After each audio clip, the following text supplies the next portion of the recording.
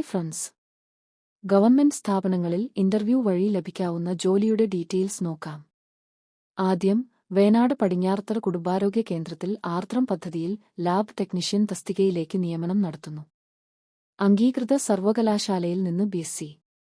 എം.എൽ.ഡി അല്ലെങ്കിൽ ഡി.എം.എൽ.ഡി, paramedical registration certificate യോഗ്യതയുള്ള ഉദ്യോഗാർത്ഥികൾ നേരിട്ടോ ഇമെയിൽ മുഖേനയോ ജൂൺ 16-നകം അപേക്ഷ നൽകണം. അപേക്ഷ സമർപ്പിച്ച ഉദ്യോഗാർത്ഥികൾ ജൂൺ 18-ന് 11 മണിക്ക് പടിഞ്ഞാറത്തറ പഞ്ചായത്ത് ഹാളിൽ നടക്കുന്ന ഇന്റർവ്യൂവിൽ പങ്കെടുക്കണം. അടുത്തത് കേരള സർക്കാർ programme implementation, evaluation and monitoring ഡിപ്പാർട്ട്മെന്റിന്റെ സഹകരണത്തോടെ ASAP Kerala aspirational block fellow പോസ്റ്റിലേക്ക് അപേക്ഷ ക്ഷണിച്ചു. ഏതെങ്കിലും വിഷയത്തിലുള്ള ബിരുദാനന്തര ബിരുദമാണ് അടിസ്ഥാന യോഗ്യത.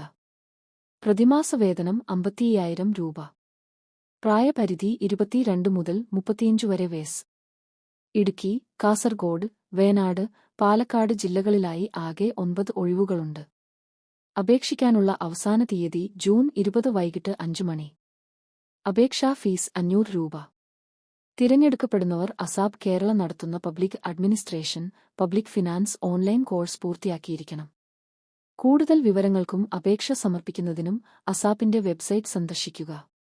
അടുത്തത്, തൃശൂർ ജില്ലാ ഹോമിയോ ആശുപത്രിയിൽ HMCയിൽ നിന്നും ദിവസവേതനാടിസ്ഥാനത്തിൽ താൽക്കാലിക ക്ലറിക്കൽ അസിസ്റ്റന്റിനെ നിയമിക്കുന്നു.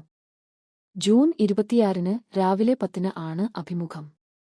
ബി.കോമും താലിയും, കമ്പ്യൂട്ടർ പരിചയവും English, Malayalam typing, MS office പരിജ്ഞാനവും ഉള്ളവർക്ക് അപേക്ഷിക്കാം.